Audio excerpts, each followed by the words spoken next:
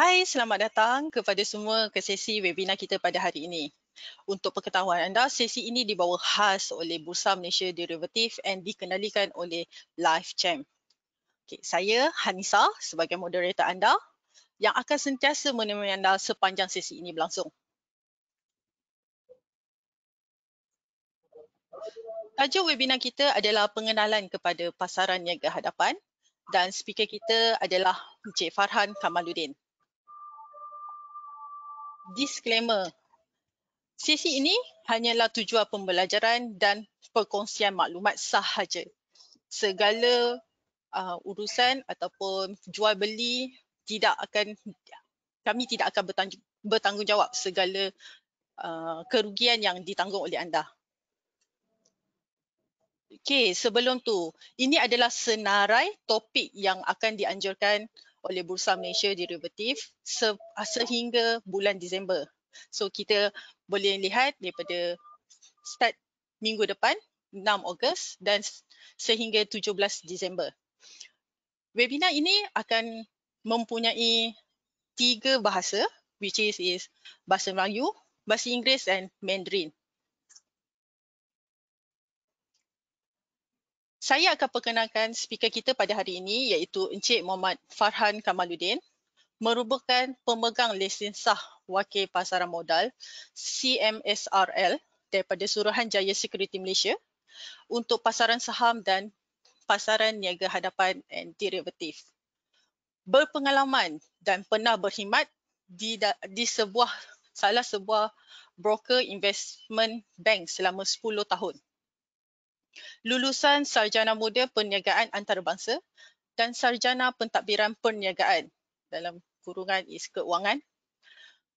Mempunyai diploma analisis teknikal oleh UK Society of Technical Analysts UKSTA dan Certified Financial Technician CFTE oleh AS. Ahli Persatuan Remisa Bumi Putra, Pribumi dan Ahli Persatuan Penganalisis Teknikal Malaysia MATA. Menganjurkan seminar kelas yang berkaitan dengan pasaran saham dan pasaran niaga hadapan. Mempunyai algorithmic trading system dan robotic trading system sendiri untuk memudahkan proses dagangan pelaburan lebih mudah dan konsisten untuk produk pasaran niaga hadapan tempatan dan global. Okey, jadi saya akan serahkan sesi webinar ini kepada kita punya speaker Encik Farhan.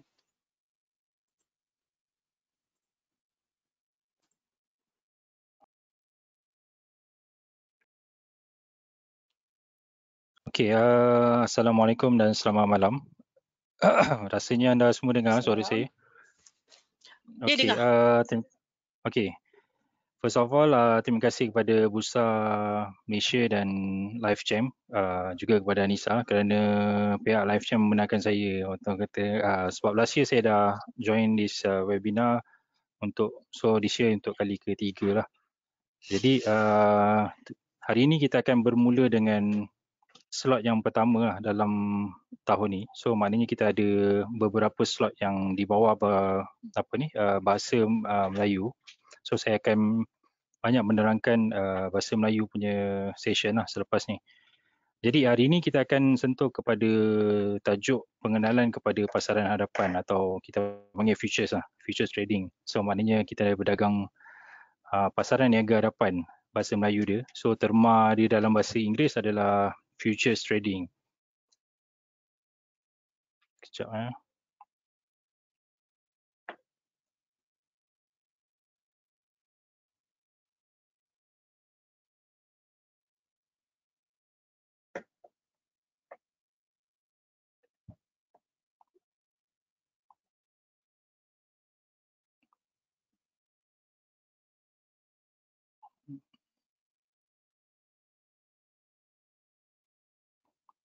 Sekejap.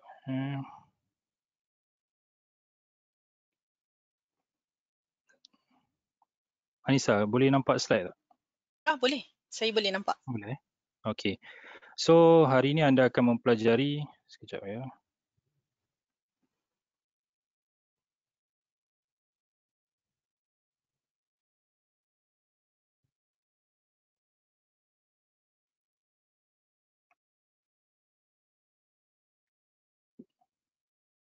Okey, hari ini akan anda mempelajari bagaimana futures trading itu secara menyeluruh lah. Tapi saya tak dapat sentuh semua part. So saya akan cover part-part yang penting. Jika ada soalan anda boleh tanya di akhir sesi webinar ni. Jadi hari ini saya akan terangkan berkenaan dengan trade bagaimana anda nak mempelajari sesuatu produk. Sorry sekejap ada gangguan sikit. Konsep pasaran hadapan tu secara keseluruhan dia. So kedua anda akan mempelajari ataupun mengetahui jenis-jenis kontrak pasaran hadapan yang ada dalam pasaran kita, juga dengan kepatuhan syariah, which one ataupun mana kontrak yang patuh syariah. Ketiga, anda akan mempelajari jenis-jenis pedagang ataupun trader yang ada dalam pasaran dan kelebihan pasaran hadapan ini sendiri. Juga memahami konsep yang terdapat dalam pasaran hadapan ni. So konsep yang terakhir ni agak penting dan boleh kita kata sebagai key point lah, kunci utama yang kenapa kita nak berdagang dalam pasaran futures ni. Iaitu dia ada fungsi leverage dan kaedah menggunakan margin ataupun strategi macam mana kita nak jana profit ataupun keuntungan dalam pasaran hadapan. Okay, so seterusnya konsep derivatif dan pasaran hadapan.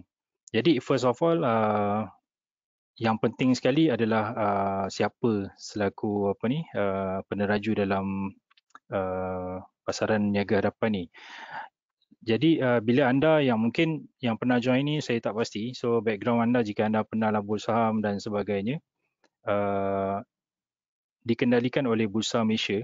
Tapi untuk pasaran niaga hadapan yang akan uruskan ataupun mengendalikan pasaran untuk pasaran niaga hadapan atau futures trading ni adalah Bursa Malaysia Derivatif Berhad. So anda boleh tahu sedikit mengenai Bursa Malaysia Derivatif ni di website Bursa Malaysia sendiri. So dia ada company profile, maknanya dia anak syarikat kepada Bursa Malaysia yang menguruskan dagangan untuk pasaran niaga hadapan ni. So secara sepintas lalu Bursa Malaysia Derivatif ni ditubuhkan pada tahun dekat sini. Sekejap,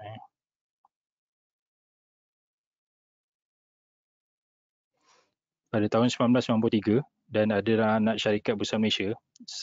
Jadi Bursa Malaysia Derivatif ini mengawal selia dan menyediakan perkhidmatan clearing atau penyelesaian, menawarkan produk-produk niaga hadapan yang ada dalam pasaran, juga option.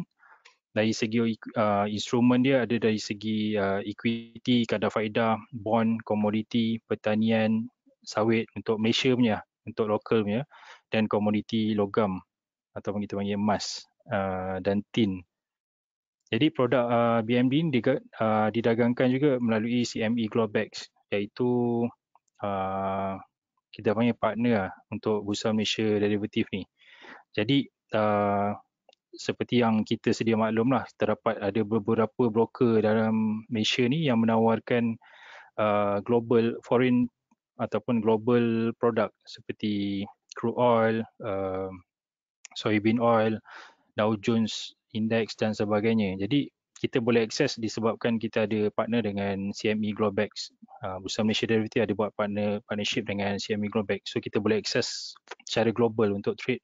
Bukan sekadar tempatan, so anda boleh trade global juga di platform lokal. Okey, seperti kalau jika anda tak tahu yang pasaran niaga hadapan ni adalah di bawah derivatif. Sebab tu kita panggil kalau dalam license dan produk sebagainya, kita akan nampak futures dan derivatif.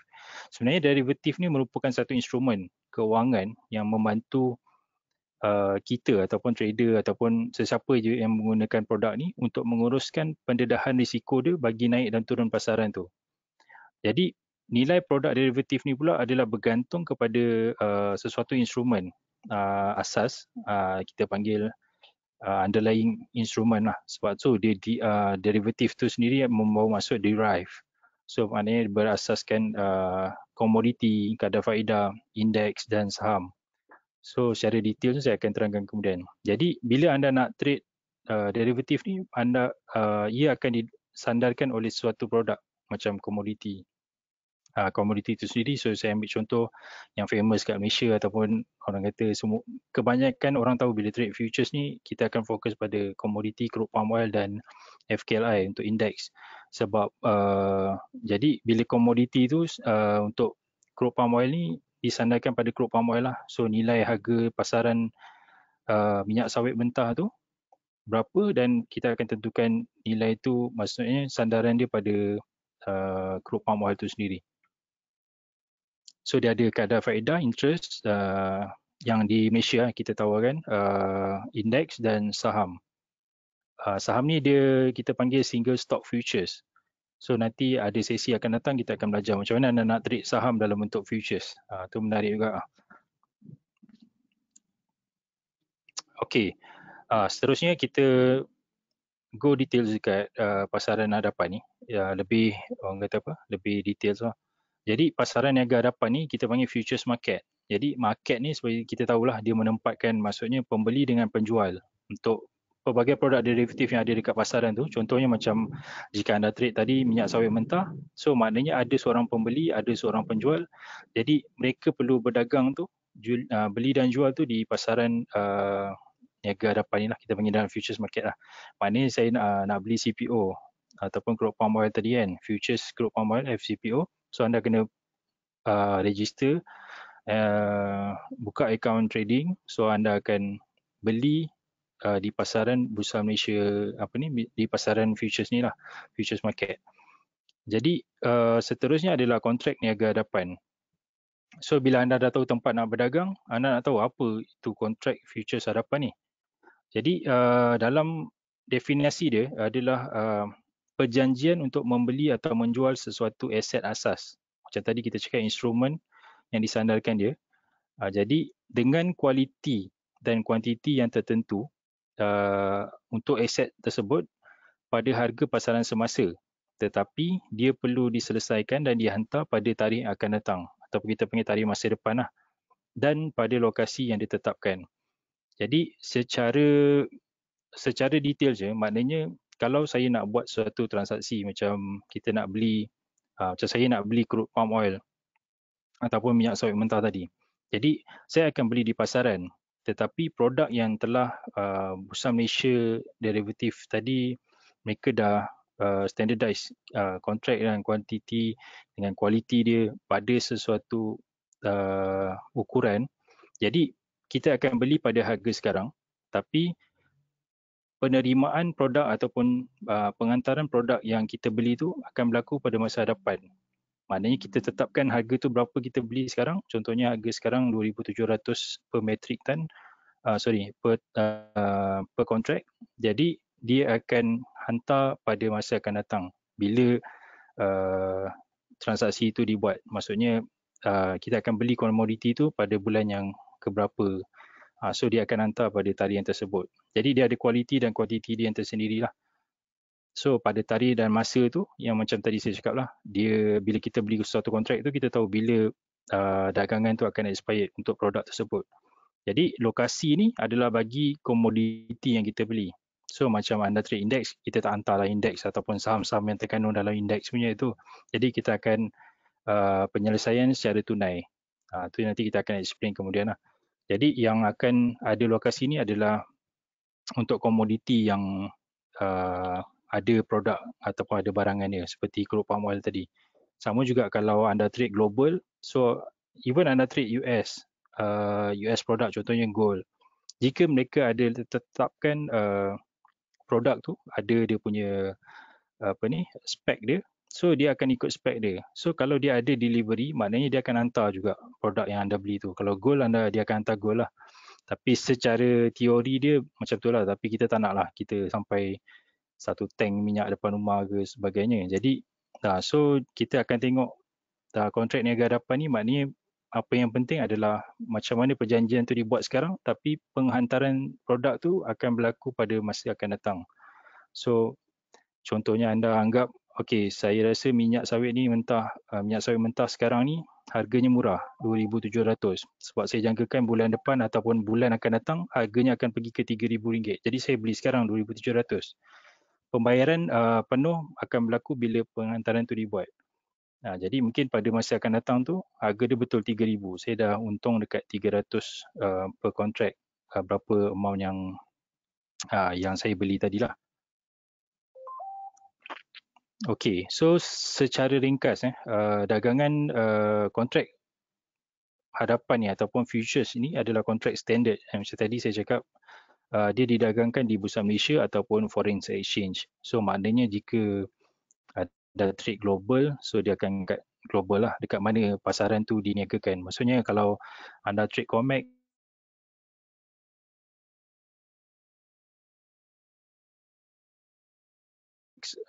anda trade gold, dia akan didagangkan di COMEX exchange Chicago. Dia beli FCPO, dia akan didagangkan di Bursa Malaysia lah. Okey, so seseorang tu boleh membeli atau menjual kontrak ni dengan mendeposit margin ataupun kita panggil modal lah dalam akaun dagangan anda dengan broker niaga hadapan. So maknanya anda kena deposit duit, berapa kita panggil dalam futures ni kita panggil margin. So kita deposit duit dan baru kita boleh buat trading tu.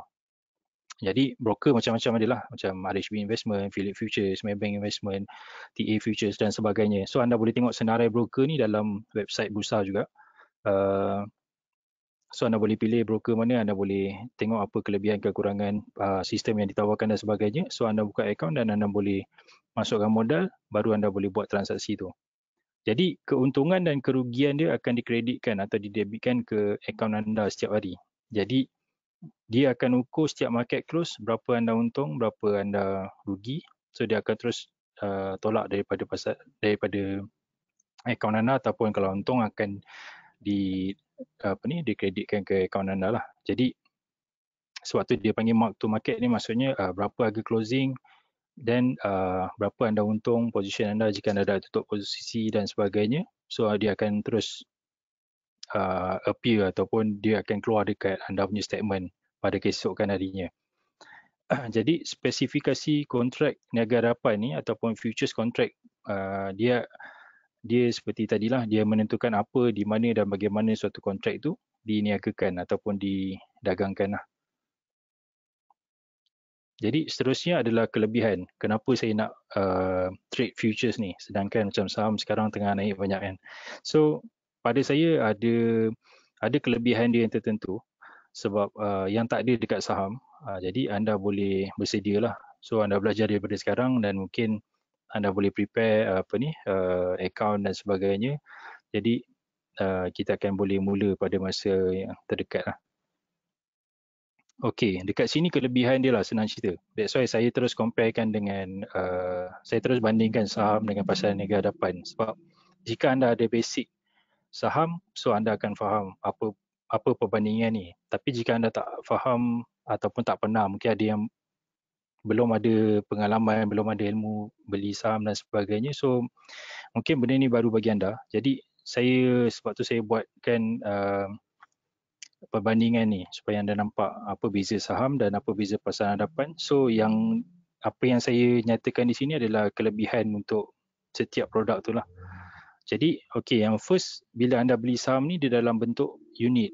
So ataupun kita panggil lot, tapi biasanya kita akan sebut dalam kuantiti dia dalam unit. So maknanya anda beli 1,000 unit, 10,000 unit kan, 100,000 unit. So saham ni akan dalam bentuk unit tu. Jadi kalau pasaran hadapan pula, dia adalah dalam bentuk kontrak ataupun lot. Maknanya kita beli 1 lot, kita beli 2 lot, kita beli 3 lot dan sebagainya.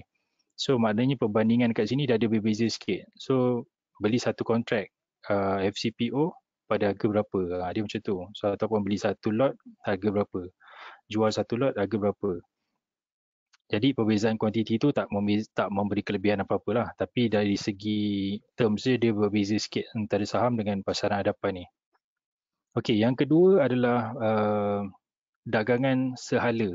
So yang ni pada saya antara main point atau key point untuk pasaran hadapan lah.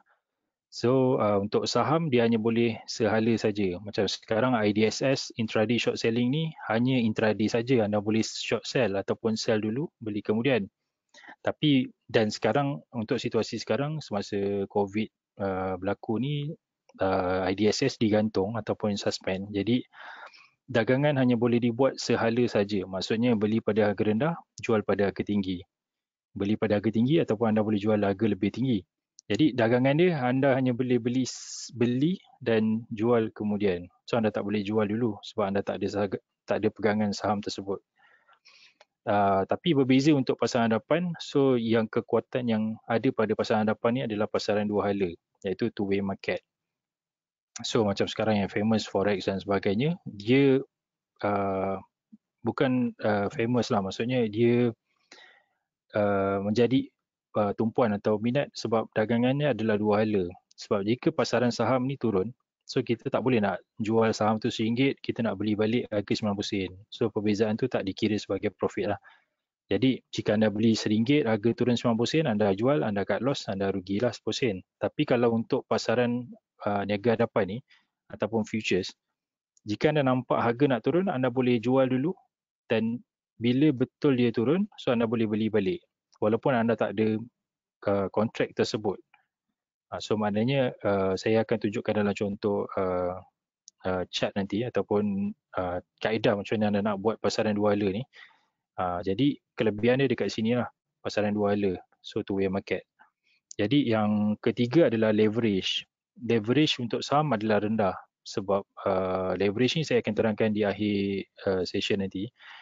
So leverage dia rendah, untuk futures pula leverage dia tinggi. Secara basic dia, leverage ni senang kita kata macam jika anda nak leverage rendah, maksudnya modal anda kecil, anda akan untung kecil. Modal anda besar, anda akan untung lebih besar lah. Tapi untuk futures, dia ada konsep margin tadi, jadi modal tadi. So dia memerlukan modal yang kecil tapi anda boleh untung lebih besar. So maknanya keuntungan dia dan kerugian dia akan based on berapa nilai leverage tu.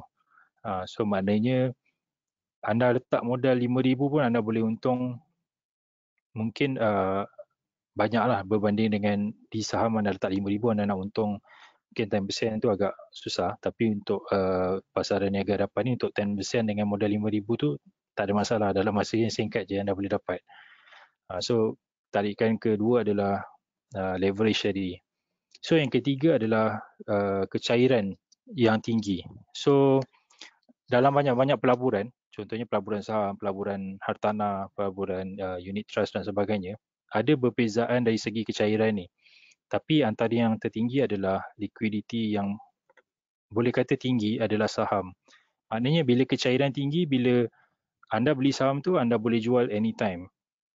Kita tak ambil kira saham-saham yang tak ada volume lah. So maknanya kalau selagi ada volume, anda boleh beli hari ni on the spot, nak jual beberapa saat ataupun beberapa minit selepas anda beli pun anda boleh jual anytime. Sebab saya ada buyer dan seller. Jadi untuk pasaran hadapan ni pula, dia punya kecairan dia sangat tinggi, very liquid. So maknanya dia akan ikut active month ataupun kontrak-kontrak yang tertentu anda boleh trade. Tapi untuk kontrak yang aktif tu adalah kecairan dia sangat tinggi. Maknanya anytime anda boleh dapat. So sekarang ni kita boleh kata di zaman advance ni kita kata high frequency trading kan. So dia melibatkan transaksi yang cepat tapi dia akan sentiasa ada volume dengan kehadiran algoritma dan sebagainya. So kecairan untuk pasaran niaga hadapan ni sangat tinggi. Jadi ada bestnya kat situ sebab laju lah, maknanya anda nak trading tu pun lebih cepat berbanding saham. Okey, untuk commission ataupun commission charge atau brokerage charge ataupun kita panggil charge dagangan lah. So untuk saham ni kita tak kata dia tinggi. Dia ada perbezaan antara broker A dengan broker B dan sebagainya. Tapi untuk pasaran hadapan juga dia ada perbezaan antara broker, tapi tak terlalu ketara dan dia tak adalah clearance fees, dia tak ada stamp duty dan sebagainya. So dia ada brokerage charge dengan levies. So charge dia lebih rendah kalau kira per kontrak. Cost dia per kontrak tu agak murah daripada saham. Dia punya perbandingan dia. Sebab tu kita kata salah satu sebab kita boleh kata kadar komisen dia agak rendah. Ya, seterusnya adalah strategi. Perbezaan daripada pasaran hadapan ni dengan saham ni adalah strategi lah. So biasanya saham ni kita akan fokus pada jangka panjang sebenarnya. So dia boleh kepada investment ataupun kepada trading, iaitu short term. Tapi untuk kalau pasaran hadapan pula, dia strategi dia lebih kepada trading lah, short term, especially bagi yang kita sebagai retailer. Sebab dalam market ni kita ada hedges, fund manager dan sebagainya. Jadi strategi tu berbeza-beza mengikut capacity ataupun keperluan setiap trader tu yang ada di pasaran. So untuk pasaran hadapan ni kita kata boleh kata ada trading dan hedging. So hedging ni kita macam lindung nilai lah tujuan utama futures ni dibuat adalah untuk hedging tu. Kita nak lindung nilai kontrak yang kita beli dan sebagainya. Okey, seterusnya kita ke kontrak, spesifikasi kontrak niaga hadapan. Macam tadi awal-awal tadi kita dah tengok bagaimana definisi futures contract ni ataupun kontrak niaga hadapan. Jadi kita tengok detail sikit macam mana dan apa kriteria ataupun spesifikasi kontrak niaga hadapan ni. Okey, ni antara poin asas dia. Jadi macam mana spesifikasi kontrak niaga hadapan ni dibuat adalah pertama mesti ada aset asas ataupun underlying instrument. Macam tadi kita cerita, maknanya sesuatu produk pasaran niaga hadapan ni perlu ada apa orang kata, dia punya aset asas dia. Macam anda nak trade FCPO, so FCPO ni disandarkan atas crude palm oil lah, minyak sawit mentah. Jadi size kontrak yang kedua adalah size kontrak. Size kontrak ni macam tadi kita kata dia ada satu kontrak yang standard. Maknanya setiap kontrak tu kalau saya beli satu kontrak FCPO, so trader lain beli satu kontrak FCPO saya punya size kontrak dengan dia punya size kontrak adalah sama. 25 metric ton satu kontrak, dia pun 25 metric ton. So kita takkan ada perbezaan kat sini. Jadi ia membuatkan pasaran tu efisien lah. Maksudnya lebih adil lah kan, semua beli kontrak yang sama. Takkan satu trader ni beli 23 tan, saya beli 25 tan. So dia jadi tak betul lah kan. So jadi usaha tetapkan ataupun semua pasaran niaga hadapan akan tetapkan size kontrak yang standard. Untuk setiap produk tu berbeza-beza lah. Ketiga adalah pergerakan harga, minimum fluctuation. So maknanya harga tu naik berapa banyak. So bagi setiap kontrak tu berbeza, maknanya macam saham kita naik 1 bit berapa sen, setengah sen, 1 sen dan sebagainya. So kalau untuk pasaran niaga hadapan ni, dia pun ada perbezaan dia. Maknanya kalau macam FCPO mungkin naik RM1. Setiap harga tu pergerakan dia RM1. Kita panggil bid and ask dia, minimum fluctuation dia. So keempat adalah bulan dagangan, so contract months. Contract months ni dia ditetapkan sebab tak semua kontrak, maksudnya kontrak yang aktif bagi dagangan tersebut kita akan tengok pada kontrak month pada dari segi volume dan open interest dia. Maksudnya contohnya produk equity, produk index iaitu FKLI. So bulan dagangan yang aktif dia adalah bulan utama ataupun bulan semasa. Macam sekarang kita trade FKLI bulan 7, bulan Julai. Tapi kalau untuk FCPO, kita akan trade 3 bulan akan datang. Jadi dia ada perbezaan dekat bulan dagangan tu bagi setiap kontrak. Maksudnya contoh anda trade gold, kontrak month yang aktif bulan berapa. So anda trade FCPO, kontrak month dia yang aktif bulan berapa. So dia berbeza-beza. Begitu juga dengan masa dagangan. So masa dagangan ni ditetapkan juga berbeza. So ini antara intipati lah, maksudnya ciri-ciri setiap spesifikasi tu dibuat. Okey, seterusnya ada pergerakan harga dan had limit pegangan, daily price limit dengan quantity punya limit. So maknanya anda boleh, seorang yang trade tu dia boleh pegang maksimum berapa kontrak ataupun berapa lot bagi setiap produk tu. Okey, seterusnya tarikh kontrak ditutup, tamat atau matang, atau kita panggil final trading day atau maturity punya day. Jadi dia ada setiap produk berbeza-beza. Kita kemudian last sekali kita ada grade dan lokasi penghantaran produk tu dan cara penyelesaian produk tersebut lah. Macam produk yang berasaskan komoditi yang ada fizikal, kita akan, jika dia punya penyelesaian dia secara delivery, so dia akan hantar produk tu. Tapi bagi produk yang melibatkan penyelesaian tunai ni, dia akan selesaikan secara tunai di akhir tempoh kontrak tu, tarikh tutup dia. So maknanya sampai tarikh tutup dia akan diselesaikan dalam bentuk sama ada delivery, penghantaran fizikal ataupun penyelesaian tunai, cash settlement. Baik, dekat sini saya tunjuk FCPO. Sorry, FKLI saya tak ni, tapi saya ada masukkan spesifikasi detail dia dekat seterusnya, slide seterusnya. So macam tadi, ini yang tadi saya tak masukkan margin lah. Margin juga berbeza bagi setiap produk. Jadi dia ada macam dekat sini FCPO, Futures Crude Palm Oil, dia ada yang lain asset dia. Dia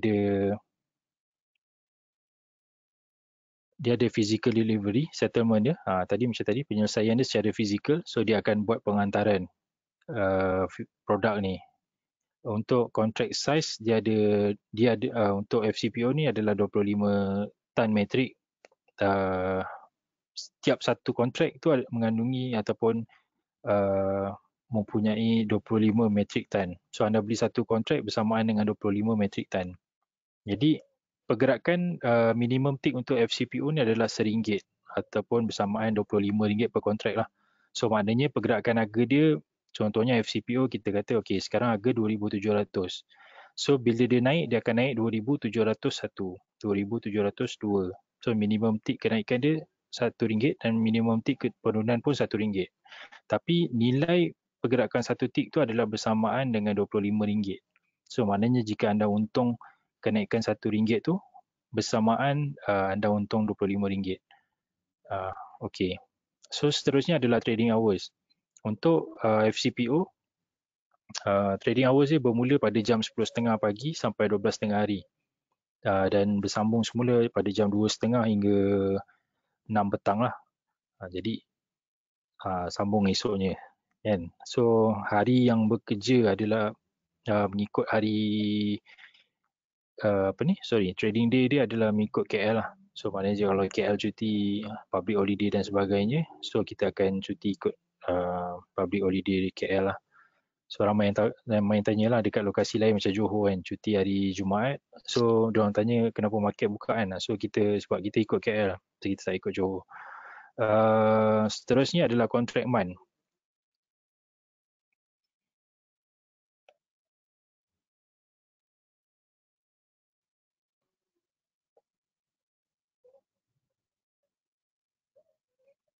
Okey, contract month ni adalah dia ada pelbagai, maksudnya bukan pelbagai produk tapi pelbagai bulan yang diniagakan. So anda boleh beli macam tadi kita cakap. So pembelian kita buat adalah pada masa sekarang, tapi penghantaran yang dibuat adalah pada bulan mana yang kita beli atau kita dagangkan ataupun kita trade lah.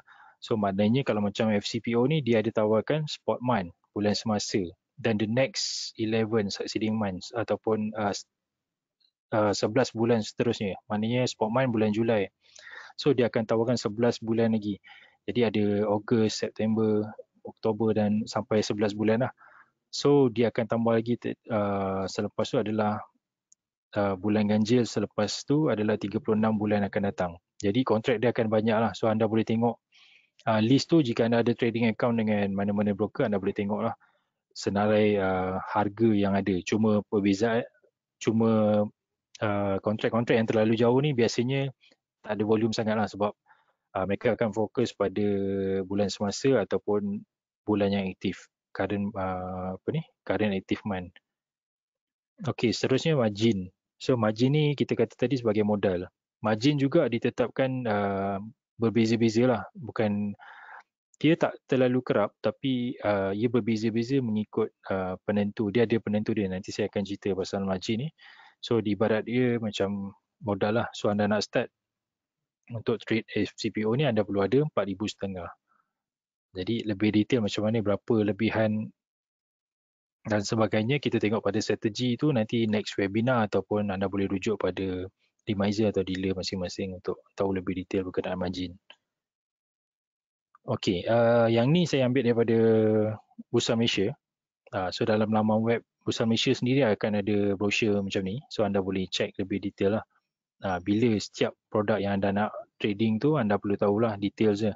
Apa yang diniagakan, berapa keuntungan setiap tick, pergerakan dia berapa. Jadi untuk setiap spesifikasi macam FKLI ni, dia adalah underlying instrument dia ataupun instrumen asas dia adalah FKLI. FBM KLCI punya index. So maknanya pergerakan indeks naik, so kita akan menjangkakan, contohnya macam saya jangkakan indeks akan turun pada esok hari ataupun pada minggu depan.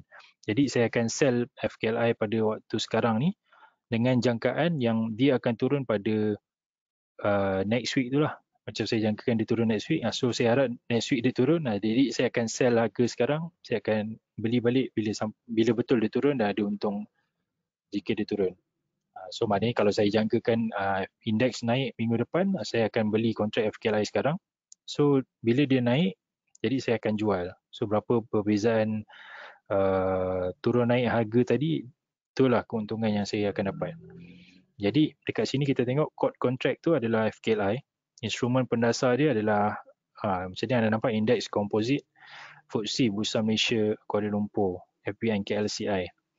Jadi size kontrak FBM KLCI ni kita darabkan dengan 50.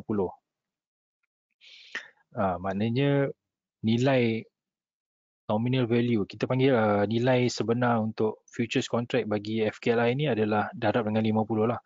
Contoh harga semasa indeks kita 1600 point, 1600 mata. So kita darab dengan 50, kita dapat jumlah nilai indeks yang maksudnya bersamaan dengan satu kontrak FKLI yang kita beli tu ataupun kita jual. Jadi seterusnya adalah turun naik harga minimum. So pergerakan dia adalah 0.5. Maknanya kita panggil setengah point lah, setengah mata, 0.5 titik indeks. Maknanya kenaikan FKLI punya harga ni adalah contohnya macam 1600, dia akan naik 1605, 0.05. So dia akan ada mata 0.5 lah di belakangnya. So dia naik 2 point baru bersamaan dengan bersamaan dengan RM50 lah. So maknanya pergerakan dia 0.5, setengah daripada RM50 nilai nilai kontrak tadi. So jadi pergerakan dia setengah mata tu bersamaan RM25. Okey, so bulan kontrak yang diniagakan adalah bulan terkini. Jadi ni kena hati-hati dan anda kena tahu sebelum anda trade. Anda nak trade FKLI, boleh trade bulan berapa. So jangan main terus beli bulan Ogos contohnya. Boleh beli tak ada masalah, cuma akan ada masalah jika anda tak tahu. Contohnya bila anda beli kontrak FCPO, so anda beli bulan semasa, salah lah. So anda akan kena penalti dan sebagainya. Jadi anda kena tahu bulan berapa yang anda patut trade dan anda patut jauhi, avoid lah. Sebab ada bulan-bulan yang anda tak boleh trade lah. Tak kisahlah untuk global ke untuk lokal. So anda perlu tahu spek ni sebelum anda buat dagangan tu. Jadi untuk bulan kontrak macam tadi saya cakap, untuk FKLI ni dia bulan kontrak dia adalah bulan terkini yang bulan semasa ataupun kita panggil spot month. Dan bulan berikutnya juga 2 bulan suku tahun kalender selepasnya. Jadi maknanya bulan terkini bulan Julai, bulan berikutnya bulan Ogos, dan dia akan letak 2 bulan suku next. Maksudnya next quarter punya bulan lah. So macam September lah lepas ni kan, next quarter. So lepas September, next bulan March. Jadi quarter month tu adalah March, Jun, September, Disember. So maknanya dia akan letak March, Jun. Jadi waktu dagangan pula untuk FKLI ni bermula pada awal sikit daripada market untuk pasaran saham. So dia akan bermula pada jam 8.45 pagi. Berakhir lambat sikit daripada pasaran saham juga, dia 12.45, tapi dia mula sama 2.30 dan berakhir pada 5 suku ataupun 5.15 petang setiap hari lah. Jadi hari perniagaan dia mengikut hari perniagaan KL. Jadi dia ada had harga macam tadi, price limitation dia ada 20% per sesi. Maknanya dagangan tu bila cecah 20% per sesi daripada reference price, dia akan dia akan ada sesi kita panggil dia macam rest lah. So dia tiada harga untuk kontrak bulan kedua bagi 5 hari perniagaan terakhir sebelum luput. So maknanya kalau anda kena faham detailnya. So mungkin anda tengok macam pening sikit. Jadi so saya tak terangkan detail lah. Tapi kalau anda trade FKLI ni, so had dia per sesi adalah 20%. Kenaikan atau penurunan dia. Jadi dagangan terakhir adalah hari perniagaan terakhir lah kontrak ni dibuat. So maksudnya kalau anda trade FKLI bulan Julai yang sekarang ni aktif, so hari perniagaan terakhir dia adalah 30 Ogos. 30 Ogos, 30 Julai. Sebab 31 Julai cuti umum, hari raya haji. Jadi tak ada dagangan, so maknanya hari terakhir adalah 30 hari bulan Julai. So anda perlu close position pada 30 hari bulan Julai. Maknanya anda ada position, anda perlu clear lah sebelum habis tu.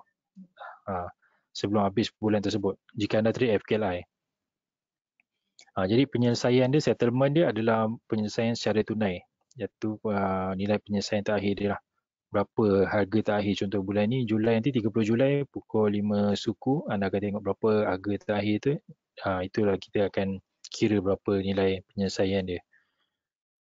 Okay, so had pegangan spekulatif dia adalah 10,000 kontrak pegangan terbuka. Maksudnya kalau anda boleh beli maksimum pun 10,000 untuk kontrak FKLI sahaja. So dia ada limit dia. Kita tak boleh beli suka hati, beli 20,000 kontrak.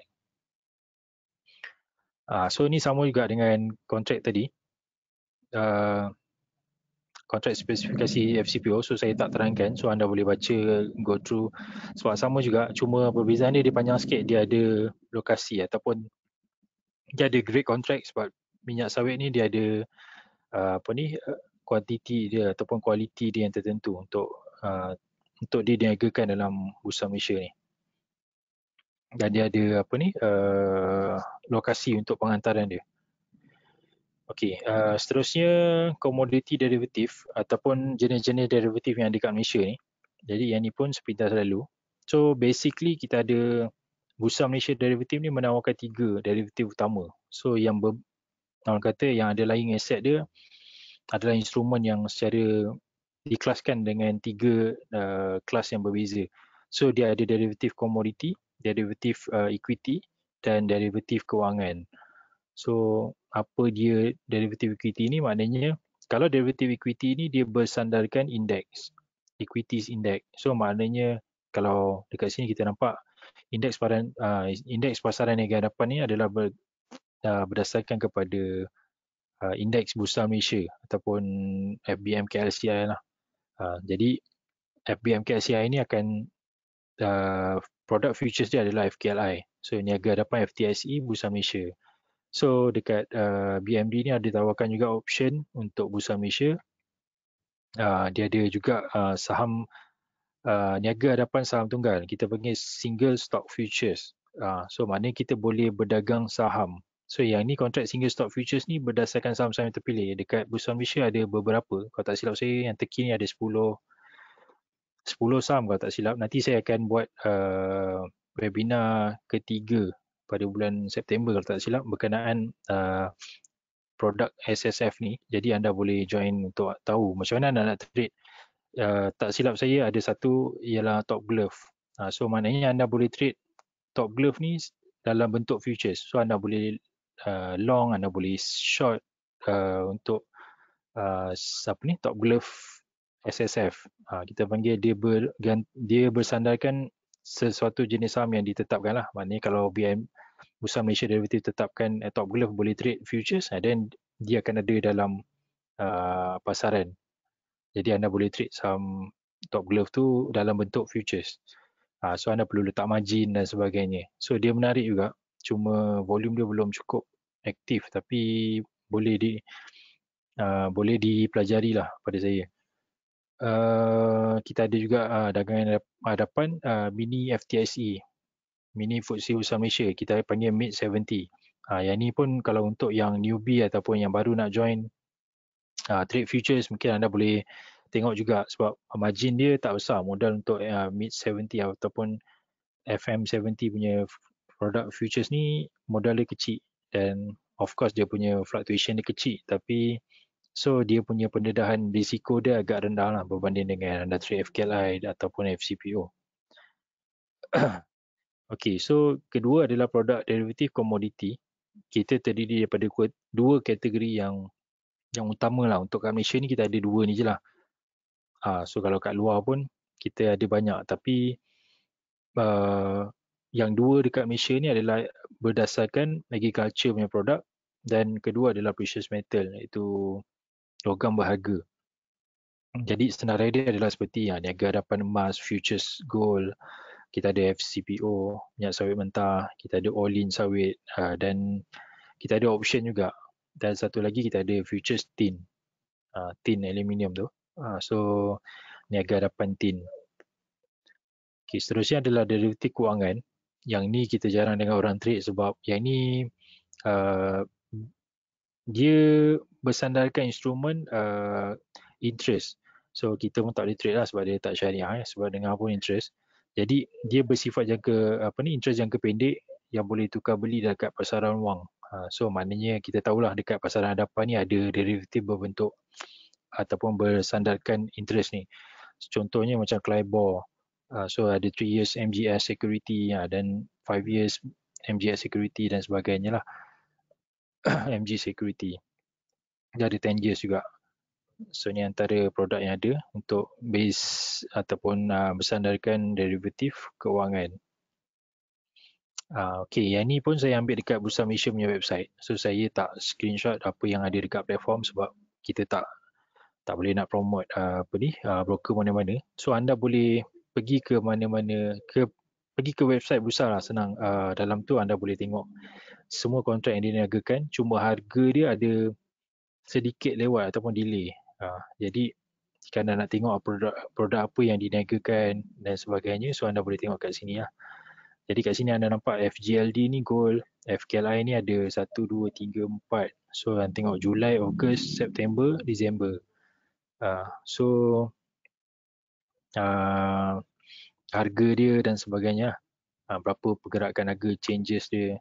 FCPO dia bulan semasa, spot month dia adalah bulan Ogos. So trading month yang aktif adalah bulan Oktober. So kita tengok pada volume dan sebagainya. So nanti tu kemudian kita akan belajar sedikit advance berkenaan satu produk tu. Okay. Bagi produk kepatuhan syariah. So maknanya status ni punya orang kata status syariah dia lah untuk produk futures yang didagangkan ni. Jadi untuk dekat Malaysia, kita ada panel penasihat syariah yang dibuat ataupun ada majlis penasihat syariah di Suruhanjaya Securities Commission. So mereka ni yang bermesyuarat dan menentukan status kepatuhan syariah dia. Sama juga dengan saham. Jadi cuma kita diorang tak review produk futures ni seperti saham lah. Kita ada dua kali setahun kan. Tapi untuk produk peratus syariah,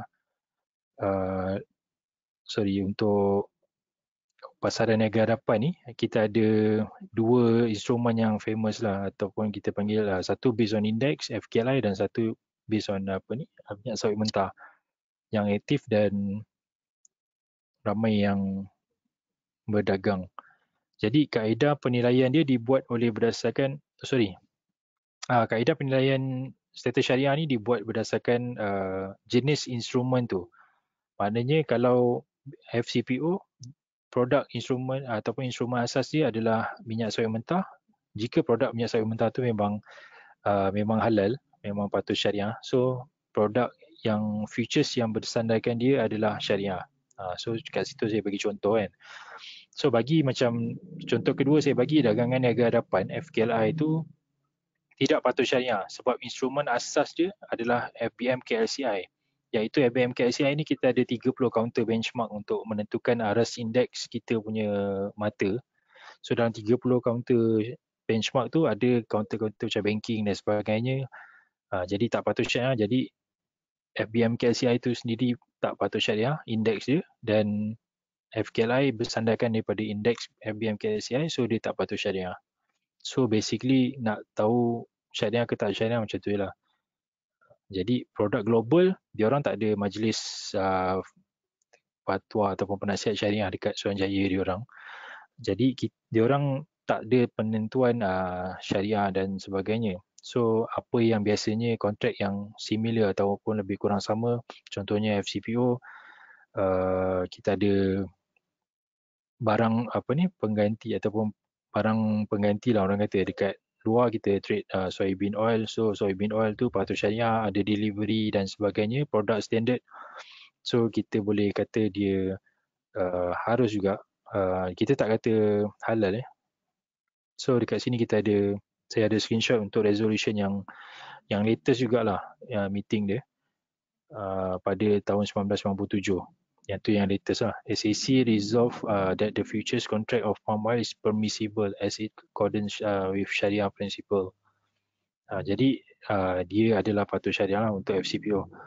Yang FKLI saya tak masukkan. So FKLI macam tadi saya cakap, kita boleh tengok sendiri macam mana dia buat penilaian tu. So dia memang tidak patuh syariah. So resolution ni anda boleh dapat dekat laman web Suruhanjaya Security. Okey, so seterusnya kaedah dagangan. Okey, kaedah dagangan ni adalah cara untuk anda nak beli ataupun anda nak jual. So dalam pasaran saham, kita beli saham, kita jual saham. Tapi dalam futures market ni ataupun dagangan niaga hadapan ni, kita membeli ataupun menjual, kita panggil long ataupun short. Boleh juga kita panggil beli, boleh juga kita panggil jual. Tapi terma dalam futures ni kita panggil long dan short.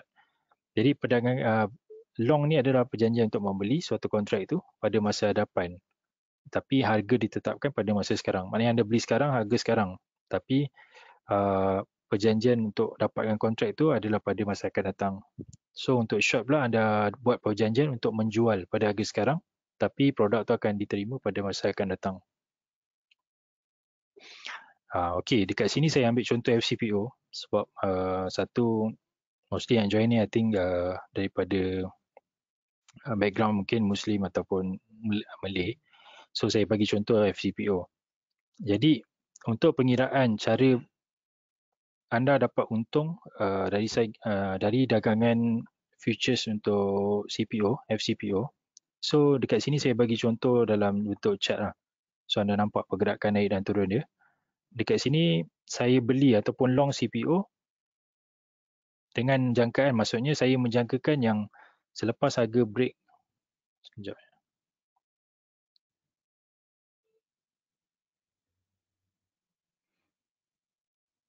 So dekat sini anda nampak pointer ni. So jika saya menjangkakan jika harga break downtrend line ni, line halangan untuk ke atas ni, resistance line ni. So saya rasa dia break ni, dia menjangkakan dia akan naik.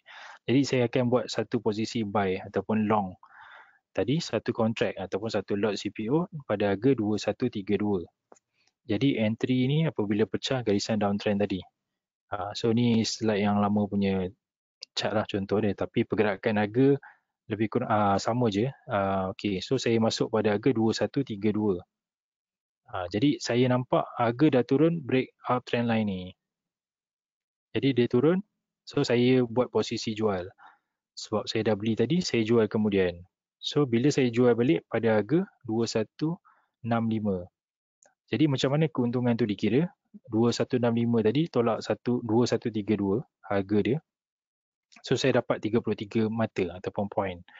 Jadi 33 mata ni kira macam tadi pergerakan harga RM1 kan. Jadi pergerakan dia adalah RM33. So maknanya setiap RM1 bersamaan dengan RM25 untuk setiap satu kontrak tu. So kita darabkan dengan RM25. So anda akan untung RM825.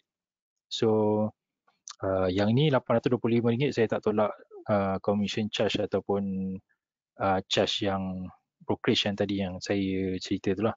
So keuntungan kasar 825. Jadi pergerakan harga ni dalam masa satu hari saja. So anda beli petang 5.50 pada 30 hari bulan 10 dan anda jual pada 1 hari bulan pada jam 12 tengah hari. Tapi anda untung 825. Okey. Okey, yang ni yang tadi pasaran, kita kata pasaran dua hala. Dagangan dia dua hala, two way market. Apabila anda trade futures, dia boleh jual dulu dan kita beli balik kemudian pada harga yang rendah. So dekat sini saya menjagakan harga break support line ni, support trend line ni, harga akan jatuh. So bila dia jatuh, saya akan buat penjualan. Saya akan jual dulu sebab saya jangka dia jatuh. Saya nak jual harga tinggi, saya nak beli pada harga yang rendah. So anda masuk posisi short ataupun jual pada harga 2147 kat sekitar ni 2147.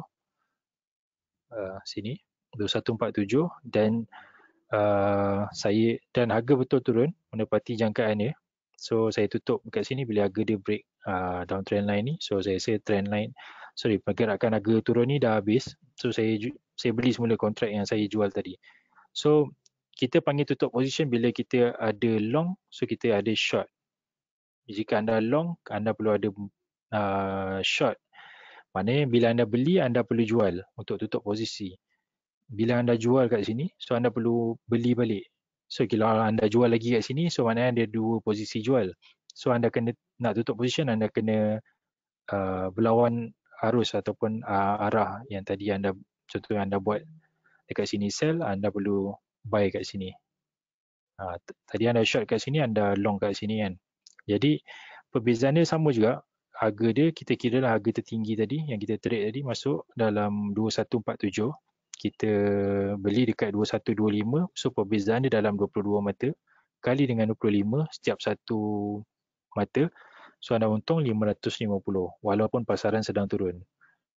Jadi kalau jangkaan turun lagi, so anda sell lagi lah. So anda tak perlu beli pun. Jadi dekat situ kita nak tahu strategi kita macam mana lah. Dekat sini kita nampak menarik lah. So dekat tadi pasaran naik anda untung 800. And so dekat sekarang pasaran harga turun pun anda boleh buat untung. So dekat sini kita kata pasaran dua hala. Okey, seterusnya adalah konsep margin dan leverage. So masa tak panjang. Okey, margin ni boleh dikatakan sebagai modal yang wajib anda sediakan bila anda nak trade.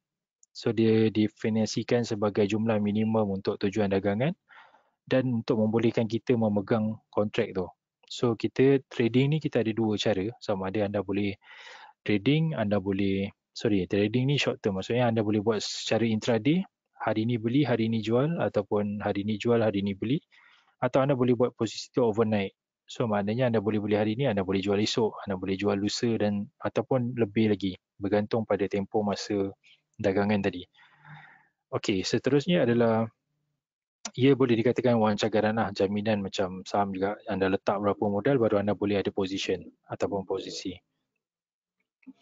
So biasanya kadar jumlah margin ni antara 2% hingga ke 15% daripada nilai kontrak tu. So macam kontrak FCPO nanti kita kira berapa dan kita tengok margin berapa. So kita tahu kat situ berapa nilai leverage dia. Okey, kadar margin ni ditetapkan oleh Bursa Malaysia, tapi di bawah dekat dia ada bahagian exchange ataupun clearing house yang akan ambil kira berapa nilai risiko dan volatility setiap instrumen ni. So dia menggunakan satu program yang dipanggil SPAN. SPAN ni dia satu program lah, dia nak ukur berapa volatility dia dan dia akan tetapkan berapa nilai margin yang sesuai untuk tampung pergerakan harga dan menentukan modal kita lah untuk kita letak margin tu. Jadi sistem margin ni membolehkan kita menentukan nilai ataupun serta ciri leverage, berapa besar leverage yang ditawarkan bagi setiap produk pasaran niaga hadapan ni. Dan pemboleh ubah utama yang digunakan adalah tahap volatility tadilah, macam saya cakap tadi. So maknanya lebih volatile, harga tersebut mungkin akan, margin tersebut mungkin akan lebih tinggi. Macam hari tu start PKP, saham indeks jatuh banyak, FCPO pun jatuh banyak. So pergerakan dia harga sangat volatile, jadi margin tu akan dinaikkan. So modal kita kena lebih besar lah supaya mengelakkan kita pun tak cukup. Maksudnya macam bila harga bergerak tu terlalu besar jurang dia. Jadi kita nak mengelakkan kita rugi dengan cepat. So diorang BMD ni menetapkan margin yang lebih besar. Okay, so untuk dua produk utama yang dekat Malaysia yang famous dan aktif untuk pasaran niaga hadapan ni adalah FKLI dan FCPO lah. So FKLI margin permulaan dia adalah 4,200, untuk FCPO adalah 4,500. So pada saya murah lah. Jadi anda ada 4,500, anda boleh trade FCPO dan pada masa yang sama anda boleh trade FKLI juga pada masa yang sama ada 4,200. So jika anda deposit 5,000 dalam akaun anda boleh trade salah satu produk automatically. So anda boleh trade FKLI ataupun anda rasa macam pagi anda nak masuk FKLI, petang anda nak masuk CPO. As long as dia cukup 4,200 atau 4,500 ni, anda boleh trade. Tak ada masalah. So anda nak trade dua produk serentak, anda perlu ada dalam 9,000 lah, senang cerita. 9,000 atau 10,000. So anda boleh trade FKLI ada position, FCPO anda boleh masuk position. Ini adalah margin permulaan dia. Okey, seterusnya adalah leverage. So leverage ni penting dalam FCPO macam tadi saya cakap di antara key point. Leverage ni adalah kunci perdagangan bagi perniagaan ataupun perdagangan niaga hadapan ni. Dan anda perlu faham macam mana nak guna fungsi leverage ni. So kadang kita dengar leverage ni apa kan. Tapi kita tak faham macam mana leverage tu dikira dan dia akan menentukan money management kita ataupun pengurusan modal kita bergantung pada leverage tadi. Jadi leverage ni adalah double edge sword. So maknanya dia ada dua belah side ataupun dua side lah. So dia boleh jadi kawan, dia boleh jadi lawan. Jadi sebab tu dia sangat berbahaya kalau anda tak faham leverage ni apa. Okay, basically cara mudah anda nak tahu macam mana nak kira leverage lah, senang cerita. So anda beli, kalau kita beli property, contoh macam beli rumah dan sebagainya. So anda menggunakan ataupun anda akan diminta oleh pihak bank untuk membayar 10% atau 20% deposit ataupun pembayaran pendahuluan. So membenarkan anda memiliki sebuah rumah tu, contohnya harga 500,000. So bank kata anda perlu letak deposit 20%. So 20% tu boleh kata sebagai anda punya margin, tapi anda bayar 20% anda boleh memiliki rumah bernilai 500,000. So secara ringkas ataupun secara mudah kita nak kira leverage tu macam tu lah. So maknanya dia dalam lebih kurang 5 kali leverage. Kita panggil 5 time leverage. Jadi kalau kita beli equity pula, beli saham, tapi kalau kita guna margin lah, contohnya macam di broker yang saya berkhidmat sekarang, dia menawarkan pembiayaan margin sehingga 2 kali ganda. So anda letak RM10,000 modal, anda boleh dapat pembiayaan margin sehingga RM20,000. So dia 2 kali ganda. Jadi anda boleh beli dengan jumlah yang lebih besar lah walaupun modal anda RM10,000. Maknanya tadi anda letak RM10,000 duit modal untuk beli saham, so anda ada kemampuan bank bagi lebihan tunai untuk beli dalam kuantiti yang 2 kali ganda daripada nilai modal yang ditetapkan. Jadi untuk kontrak hadapan ni biasanya menawarkan 5 kali leverage ke 30. Kadang-kadang bergantung pada margin dan bergantung pada harga juga. So anda baru dapat nilai leverage ni. Jadi anda bayangkan tadi kalau macam anda guna margin saham, anda hanya dapat 2 kali ganda leverage ataupun 2 kali leverage, tapi untuk pasal niaga hadapan anda boleh dapat sehingga 5 ataupun 10 kali nilai leverage tu. So that's why dia boleh, orang kata boleh maximize profit kita ataupun dengan modal kecil kita boleh jana keuntungan yang sangat banyak jika betul strategi dia. Okay, so kelebihan leverage ni, kontrak niaga hadapan ni mempunyai leverage yang orang kata sangat dimanfaatkan lah, kerana margin permulaan untuk pasaran niaga hadapan untuk Bursa Malaysia lah, produk Bursa Malaysia derivatif ni secara relatifnya adalah kecil berbanding nilai kontrak tersebut. Okay, so leverage ni adalah alat yang paling berkuasa untuk digunakan dalam perdagangan niaga hadapan ni, dan ia membolehkan anda mengawal pelaburan yang lebih besar dan pengeluaran modal yang lebih kecil. Jadi dagangan niaga hadapan ni macam tadi lah, saya cakap 5 kali ganda hingga 30 kali ganda. Jadi kat sini saya bagi contoh, ada ilustrasi sikit. Kita ambil contoh harga CPO semasa, FCPO semasa adalah 2,700. So kita darab dengan nilai kontrak tu adalah RM25.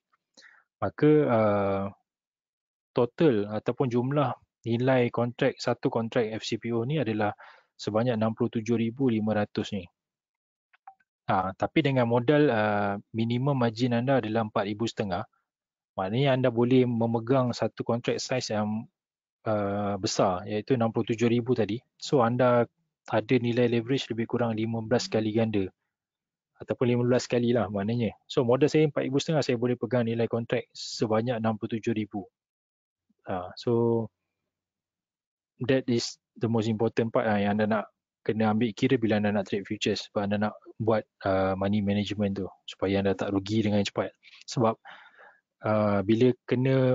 bila rugi pun anda akan rugi dengan banyak lah. Okay, so macam mana leverage ni berfungsi sepintas lalu. Okay, saya akan terangkan. Saya bagi contoh dalam bentuk saham sebab dia mudah sikit nak dibuat perbandingan ataupun penerangan dia lah. So kalau saya beli saham bernilai 80,000, saya perlu bayar 80,000 lah. So saya nak beli saham, contohnya saham apa yang famous, sekarang Top Glove lah. Andai katalah harga dia RM1. So saya nak beli 80,000 unit, saya perlu bayar RM80,000. So leverage dia adalah zero lah, sebab saya beli nilai 80,000, saya bayar 80,000. So pembelian tunai itu tanpa leverage. Jadi jika harga pasaran saham naik 10%, harga saham Top Glove tu pun naik 10%. So maka saya akan untung dalam 10% lah. Maknanya saham saya beli 80,000 tadi, naik 10%, saya akan untung 8,000. Maknanya kalau beli saham tadi RM1, dia akan naik 10% dalam naik 10% je. Tapi kalau saya ada 80,000 unit, saya akan dapat 8,000 lah. So dia punya ROI dia adalah 10%. Okay, tapi kalau kita sebab tu kalau untuk futures ni, dagangan dia bersandarkan indeks ataupun pasaran saham kan. Sebab tu futures ni kita ambil futures FKLI lah. Jadi kita ambil kuantiti yang nilai yang sama. Maknanya jika nilai ataupun pasaran sekarang mata dia adalah 1,600 mata. So nilai FKLI tadi adalah RM50 bagi setiap satu kontrak. So bersamaan 80,000. Tapi margin yang anda perlukan adalah 4,000. Kat sini saya bagi 4,000. So sekarang margin 4,200 lah. So anda memerlukan margin 4,000 untuk buat pembelian. Jadi leverage dia adalah 20 kali. So maknanya anda perlukan 4,000 je. Anda tak perlu letak modal 80,000, tapi anda boleh beli nilai kontrak dia yang sehingga RM80,000. So sekiranya pasaran saham naik 10%, so indeks KLCI tadi pun naik 10%, so maka mata FKLI akan naik 160 mata. Jadi 160 mata darab dengan RM50 satu mata, so anda akan untung 8,000. Tapi dengan untung 8,000 yang sama dekat saham tadi, modal saya hanyalah RM4,000. So dengan 8,000 keuntungan bagi dengan 4,000, saya darab dengan 100%, jadi keuntungan saya adalah 200%. Berbanding dengan 80,000 saya buat beli saham, saya untung 10%. Tapi kalau saya masuk dekat FKLI, saya boleh untung 200% dengan modal 4,000 saja. So dekat sini anda mungkin nampak sedikit gambaran macam mana leverage tu berfungsi. Okay, kat sini saya bagi tahu tadilah. So dia double edge sword. So dia ibarat bilah pedang lah. So dia boleh ada dua side yang boleh orang kata apa, melukakan ataupun membantulah dari segi satu side. Jadi kebaikan dia boleh mengawas jumlah besar pengeluaran modal tu. Maksudnya kita keluarkan modal yang kecil, kita dapat beli satu aset ataupun pegangan yang bernilai besar. Yang kedua, kebaikannya adalah meningkatkan pulangan modal. Maksudnya macam tadi lah, modal 4,000 kita boleh untung sampai 200%. So maknanya keuntungan dia sangat tinggi. Jadi semakin tinggi leverage, semakin efisien penggunaan modal. Maknanya lebih cepat kita untung. Tapi lebih cepat juga kita akan rugi. So jangan tengok satu side. Jadi profesional tahu macam mana nak guna cara leverage ni lah. Okey, keburukan dia kita boleh melampaui kemampuan kita nak trade tu lah. Kadang-kadang kita over trade lah sebab modal kecil. So kita rugi, kita boleh top up dan sebagainya kan. Sebab kita kata yelah saham kita masuk 80,000, sekarang kita baru masuk 4,000 kan. So rugi top up lagi. Jadi keburukan dia dekat situ lah. So kita kena control dan kena buat calculation. Yes, good sangat menggandakan kerugian. So maknanya anda boleh untung banyak, anda pun boleh rugi banyak. Kerugian juga boleh melebihi modal permulaan, dan pelabur amatur yang tidak tahu menggunakan leverage ni, dia akan buat kerugian yang sangat banyak lah. So kena hati-hati. Jadi yang terakhir, perbezaan trading dan investing. So macam investing ni lebih kepada saham. Sebab tu saya buat comparison antara trading dan investing. So investing ni maksudnya pelaburan lah. Jadi lebih bersifat jangka panjang. Sebab tu dekat sini kalau kita nak membina kekayaan dalam tempoh masa yang panjang, so kita boleh mulakan dengan invest lah. Jadi kita akan beli dan pegang suatu aset pelaburan tu, tak kisahlah saham ke tanah dan sebagainya dalam jangka masa yang agak panjang, tapi kadar risiko dia lebih rendah. So maknanya tempoh pegangan tu panjang dan perlahan, tapi jangka pulangan dia agak rendah. Tapi untuk anda jadi seorang trader yang berjaya ataupun pedagang yang berjaya dalam bentuk trading ni, so kita akan buat transaksi tu secara cepat. So beli jual indeks ke, komoditi ke, apa-apa juga, forex dan sebagainya lah, senang cerita lah, kan, saham, option. So dia buat dalam tempoh yang pendek dan singkat, tapi dia cepat. So anda akan target pulangan dia pun cepat lah, maknanya mungkin setiap posisi yang anda masuk, anda akan cari mungkin 10 to 20%. So anda boleh dapat mungkin dalam sebulan ataupun kurang. Macam ada orang mungkin target sehari 10%, so dia tak mustahil. So saya kata macam tadi, trading ni ada kelebihan, ada kekurangan juga. Jadi investing juga ada kelebihan kekurangan. Jadi dekat sini perbezaan dia, so anda boleh nilaikan. So pada saya, kita boleh belajar lah macam mana nak mulakan trading ni. So untuk diversify ataupun tambah satu lagi cabang ilmu ataupun cara anda nak buat profit lah dalam market. Sebab pada saya futures ni adalah produk yang baik, dan jika anda mahir, saya rasa anda tak tengok saham lagi lah, sebab dia lebih cepat dan dia lebih orang kata nak buat untung tu lebih cepat lah, lebih banyak lagi. Okey, sekian saja saya rasa untuk sampai cover untuk pengenalan ni. So saya rasa banyak lagi part yang saya nak cover untuk basic ni, tapi kita ada satu slot saja untuk introduction. So mungkin yang berminat untuk tahu lebih detail mungkin boleh contact saya kemudian hari ataupun join webinar yang akan datang. Okey, Nisa. Okey, terima kasih Cik Farhan. Okey, sama.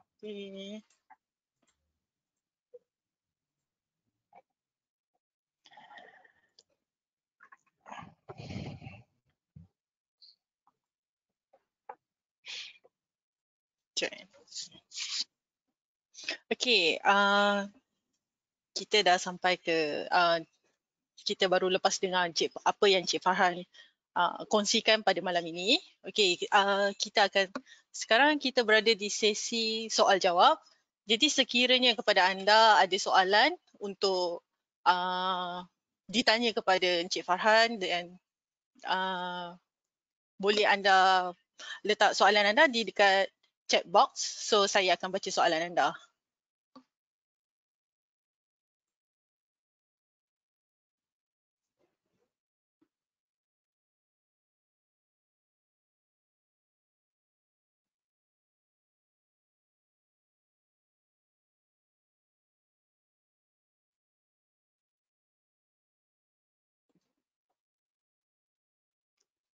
Okey, ada soalan daripada pada audience pada hari ini.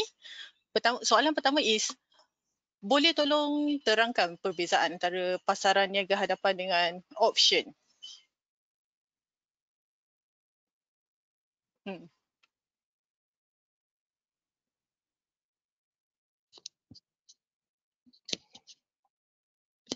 Okey, ramai yang saya rasa yang tanya berkenaan option ni mungkin ramai yang pergi satu webinar yang dianjurkan oleh orang kata seorang yang famous lah. Okey, option ni sebenarnya satu produk yang hampir sama, cuma dia berbeza dari segi cara dagangan tu dibuat, iaitu dia menggunakan call dan put. Maknanya dia memberi obligasi ataupun hak kepada seorang tu untuk membuat keputusan.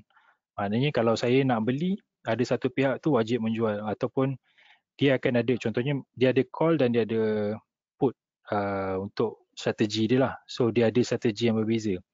Jadi dari segi option, macam option ni biasanya dia bersandarkan nilai futures ataupun nilai saham tu juga. So maknanya macam Sekarang global option, so dia akan tengok saham global tu lah. So mana-mana saham contohnya, ataupun macam yang tadi kita tengok option atas FCPO. So kita boleh buat dagangan tu sama juga konsep dia. Kita boleh dia perbezaan dari segi strategi. Maksudnya kita boleh kalau futures ni kita boleh buat satu position macam kita nampak harga nak jatuh kita sell dan harga nak naik kita buy. Tapi untuk option ni dia punya perbezaan dia adalah jika saya nak beli saya akan guna call option dan kalau saya nak nampak harga dia jatuh saya akan beli juga tapi saya akan beli put option. So kaedah dia buat tu saya tak masukkan bahagian option dalam ni. Dia ada option sebab dalam derivative ni ada option, dia ada forward contract dan dia ada swap. So details penggunaan option ni saya kena terangkan next class nanti. Sebab kalau kita kata dari segi sebab ramai yang pertikaikan dari segi isu syariah dan tak syariah sebab dia ada satu unsur yang kita panggil gharar ataupun keraguan dari segi kontrak tu. Tapi kalau macam kita kata, kalau instrumen dia adalah syariah, mungkin dia adalah syariah. Tapi dari segi dagangan tu dibuat adalah menjadi isu. So macam tadi saya cakap kalau kita nak dia option ni dia macam memberi kita satu hak untuk membeli ataupun menjual. Cuma ada satu side lagi dia tak boleh buat apa-apa. So maknanya kalau call option tadi kita boleh beli jika harga nak naik tapi dia satu pihak dia terpaksa menjual harga tersebut yang ditetapkan oleh pembuat ataupun pembeli call option tadi. So nanti yang tu detail saya akan update dalam saya punya channel ataupun sebab ramai yang bertanya juga option ni cuma saya tak cerita dengan lebih detail lah sebab ramai lebih pakar kat luar kan. So berkenaan option ni. Okay, next. Okay, soalan seterusnya, ada perbandingan tak untuk kerugian jika menggunakan average? Soalan daripada Rabiatul Adawiyah. Penggunaan average ke leverage? Average. Dia tulis average. Saya rasa average. leverage ni.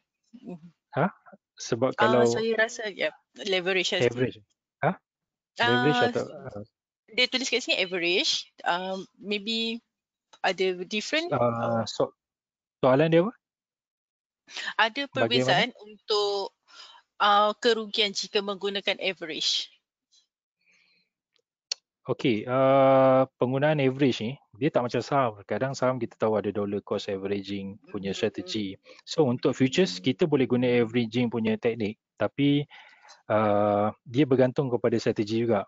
Dia okey, contohnya macam saya masuk posisi buy pada harga 2,700 untuk FCPO.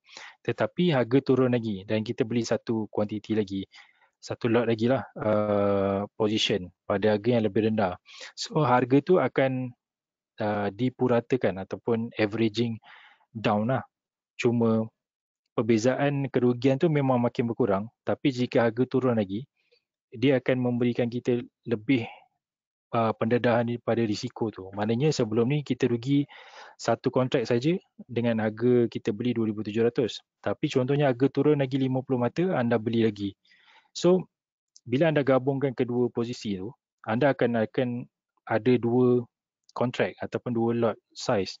Jadi size anda lebih besar jika harga turun lagi, so kerugian anda akan lebih besar sebab anda ada dua lot, dua kontrak. So penggunaan averaging ni saya tak galakkan dalam pasaran hadapan ni ataupun futures market ni, futures trading ni sebab dia akan bergantung kepada money management kita. Berapa lot size yang kita nak masuk, berapa kuantiti yang kita nak masuk pada entry yang tertentu. Jadi saya boleh kata averaging ni kena ada strategi dia.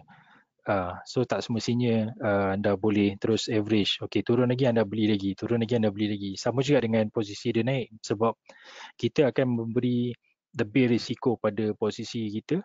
Sebab kalau tak cukup modal nanti anda tak boleh nak tambah average lagi dan harga terus against kita ataupun lawan posisi kita tu, maka ia akan menyebabkan harga tu turun, modal kita akan habis dengan cepat lah.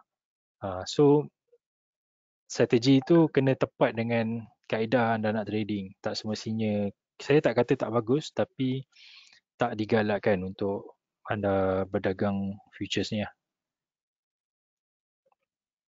Okay, next. Okey. Soalan seterusnya adalah, adakah CFD dibenarkan dalam pasaran Islam di Malaysia? Okay, setakat ni saya dimaklumkan oleh Bursa Malaysia, mereka ke arah memperkenalkan CFD ni. Macam baru-baru ni kalau tak silap anda cari di broker Phillip Futures, mereka ada menawarkan CFD trading, tapi hanya ditawarkan kepada high net worth punya client. So anda maksudnya pemegang ataupun trader yang orang kata apa, yang ada duit yang banyak lah. So anda boleh trade CFD ni, tapi limited terhadap beberapa produk saja. So buat masa ni CFD di Malaysia ni masih tak ada, belum ready lagi lah saya rasa. So mungkin dalam 1-2 tahun lagi bila ada negara-negara mungkin yang terdekat macam Singapura dah mula, so mungkin kita akan mulakan. Tapi sebab Bursa Malaysia mungkin akan tengok kepada partisipan ataupun permintaan pasaran lah. So kalau ramai mungkin Bursa Malaysia mungkin boleh keluarkan produk CFD ni pada masa akan datang. Setakat ni belum ada lah setahu saya.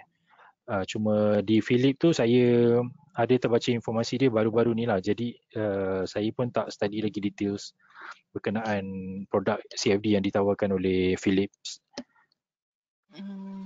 Okey. Soalan seterusnya, adakah leverage ini dikira sebagai syariah compliance? Okey, leverage ni sebenarnya bukan suatu produk, tetapi ia adalah satu tools ataupun yang memang boleh kata sebagai jumlah, maksudnya kadar risiko ataupun dia satu pemboleh ubah lah, boleh kita kata bagi pemboleh ubah. Sebab bila harga margin ataupun modal margin tadi contohnya diturunkan, tapi harga nilai suatu kontrak tu semakin besar, maknanya leverage tu akan memberi perbezaan yang lebih besar. Maknanya kalau contoh sekarang margin FCPO adalah 4,500, 4,500 dengan nilai saiz kontrak dalam, so sekarang macam tadi saya buat kiraan dalam 67,000, jika harga dalam 2,700, so maka kalau Bursa Malaysia Derivative menaikkan nilai margin tu sehingga 5,000, jadi leverage tu akan berkurang daripada 15 kali tadi akan ke mungkin ke 13 ataupun ke 12 je. So maknanya dia bukan satu produk yang perlu dilabelkan sebagai syariah atau tak, sebab setiap instrumen kewangan ni akan ada fungsi leverage ni. So macam tadi saya bagi contoh, anda beli hartanah. So anda beli hartanah pun kena deposit 10% atau 20%. Jadi dia ada nilai leverage yang kita nampak dekat situ. So anda deposit 10%, so maka leverage anda lebih besar. Jika anda letak deposit tadi 30% atau 50%, so leverage anda semakin kecil.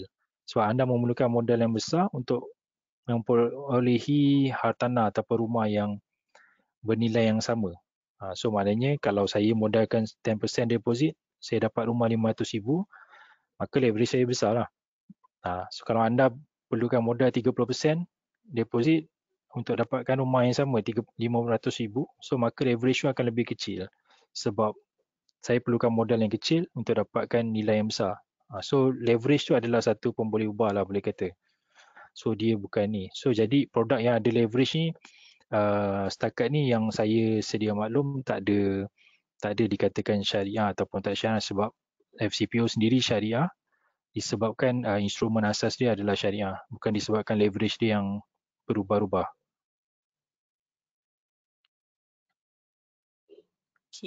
Okey. Soalan seterusnya ada, ada beza antara pasaran hadapan dengan sedia ada yang pasaran yang ada sekarang? Pasaran yang ada tu pasaran apa tu? Kepada yang bertanya. Okey. Sebab soalan ni dia just tulis apa beza pasaran hadapan dengan sedia ada sekarang. Okey. Mungkin pasaran saham. Kalau pasaran saham tadi saya dah terangkan perbezaan dia. Sebab yang ada dekat Malaysia ni pasaran banyak lah. Contohnya macam yang apa ni, yang tak di apa ni, di kawasan dia macam forex dan sebagainya. So ada perbezaan-perbezaan dengan pasaran lain lah. That's why kita nak tahu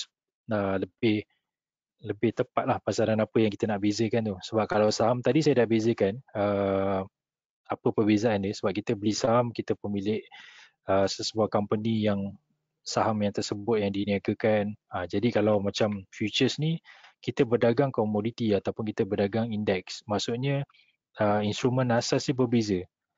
So kita tak beli, kita tak memiliki kontrak tu untuk tempoh masa yang lama, kita hanya trading saja. So sama macam anda trade CFD, option dan sebagainya. So dia dari segi strategi dia adalah lebih pada trading, iaitu short term. So dia tak bersifat long term, kita boleh invest. So kita nak tahu produk ataupun pasaran apa yang lebih spesifik lah. Okey. Ada audience kita hari ni dia seorang yang dia soalan dia, saya seorang amatur yang baru berjinak dalam trading. Okay. So apa langkah permulaan untuk dia audience ni nak mulakan, nak rujuk kepada mana, dengan siapa dan apa keperluan yang diperlukan? Okay. Soalan dia sebab tu dia datang ke webinar ni lah. So saya tak terangkan step tadi. Okay. Contohnya jika anda nak bermula berjinak dengan trading di pasaran hadapan ataupun futures trading ni, permulaan dia anda perlu buka akaun lah. Jadi anda boleh contohnya macam anda boleh buka laman web bursa. So anda boleh tengok partisipan ataupun broker yang menawarkan khidmat ataupun servis untuk futures trading ni. So anda boleh pergi ke branch terdekat lah. So macam tak kisah anda di area mana, so anda cari branch yang terdekat yang menawarkan produk futures ni. So anda datang buka akaun dulu. So paling mudah anda boleh tanya direct dengan orang yang buka tu lah. Maksudnya dealer ataupun advisor yang anda jumpa tu, dia akan boleh terangkan secara detail bagaimana anda nak mula, berapa modal anda nak start. Sebab macam tadi saya cakap, produk futures ni dia dynamic. So mungkin sekarang saya explain macam ni, harga margin, nilai margin 4,500, harga mungkin dalam 2,600 lebih sekarang kan untuk FCPO. Tapi pada masa akan datang kita tak tahu harga berapa. So anda perlukan nasihat ataupun servis yang berterusan daripada advisor ataupun dealer anda yang menguruskan akaun anda tersebut. Sama juga dengan saham lah. So anda pergi dekat broker-broker saham. So tak semua broker saham ada menawarkan futures produk. Jadi anda kena cek dalam website bursa untuk cari broker mana yang menawarkan futures trading ni, dan anda boleh ke broker tersebut untuk buka akaun dulu. Jadi seterusnya anda boleh belajar dengan dia.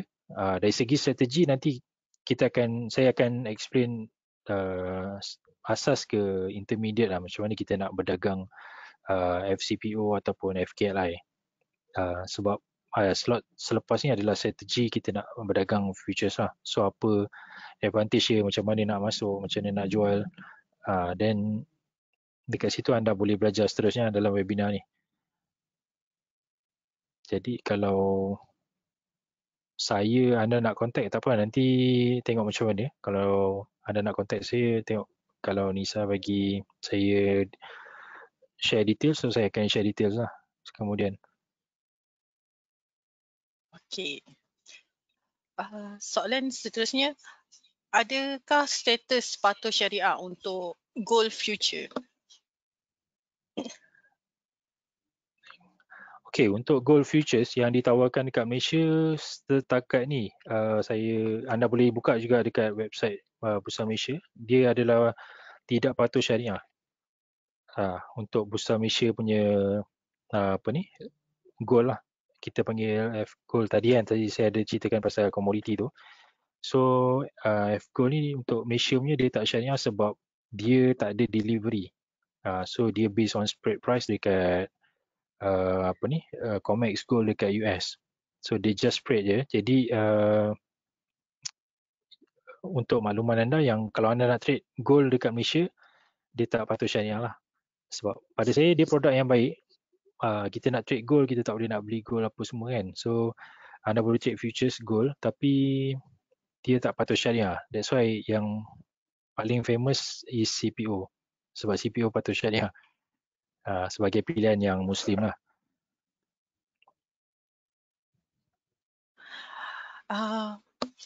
Okey, soalan seterusnya.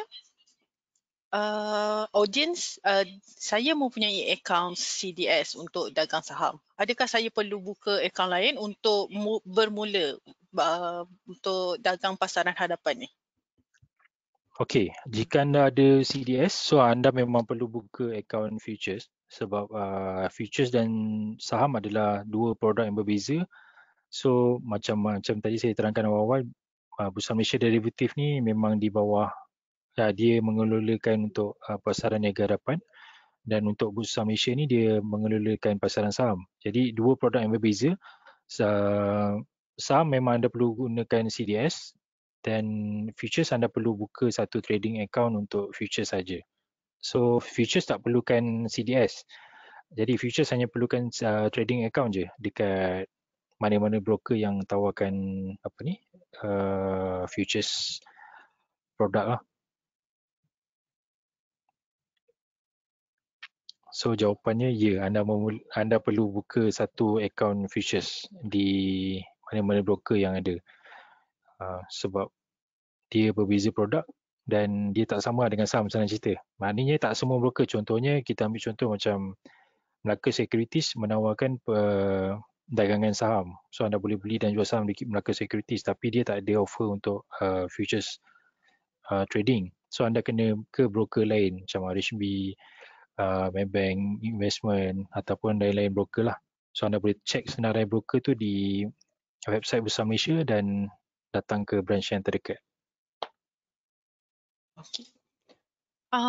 FM70 tak ada liquidity. Adakah perlu elak trading future yang tidak mempunyai liquidity? Okey, secara orang kata apa? Ya betul. Kalau anda memerlukan trading yang baik, anda perlu trade di tempat yang ada liquidity yang baik lah. Maksudnya macam FM70 memang sebab dia baru diperkenalkan juga dalam few years back. So masih tak banyak volume sebab mungkin dari segi fluctuation dia pun, sebab bila tak ada volume ni pergerakan dia slow. Jadi mungkin dia tak dapat menarik minat dari segi modal yang rendah, ataupun mungkin pergerakan tick ataupun minimum fluctuation tu agak kecil lah. Jadi orang tak berminat agaknya. So untuk saya kata elakkan tu, dia bergantung kepada modal. Kadang-kadang mungkin anda ada modal yang cukup untuk berdagang ataupun trade FKLI, so anda boleh terus ke FKLI lah. Tapi kalau anda kata anda ada modal yang kecil, so margin anda tak cukup untuk mulakan dagangan yang produk yang besar macam FKLI, so anda boleh mulakan dengan FM70. Sebab overall pergerakan FM70 dengan FKLI ni tak jauh beza. Cuma dari segi liquidity tu ada sedikit kurang. So anda nak masuk position kadang-kadang susah nak dapat, ataupun jika anda masuk position yang banyak pun anda mungkin ada slippage, kita panggil slippage ataupun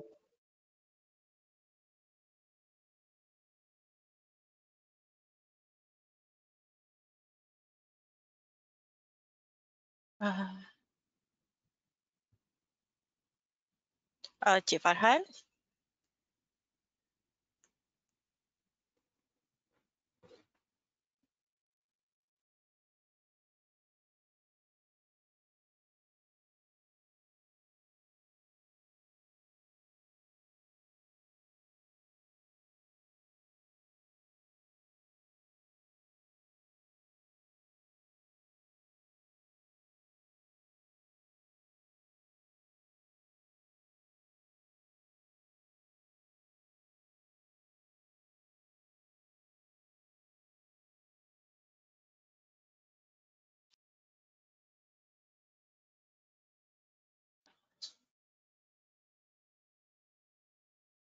Okey, terima kasih Encik Farhan.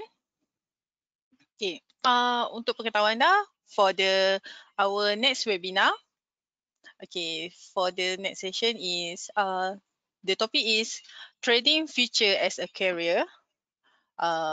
Date 6 Ogos 2020 pada hari Khamis. Masa adalah pukul 8.30 hingga 10.30 malam. Okay, registration link saya punya team ada dah letak dekat dalam chat box. So kepada anda yang berminat untuk mengikuti webinar session webinar ini, boleh klik dekat registration link di chat box.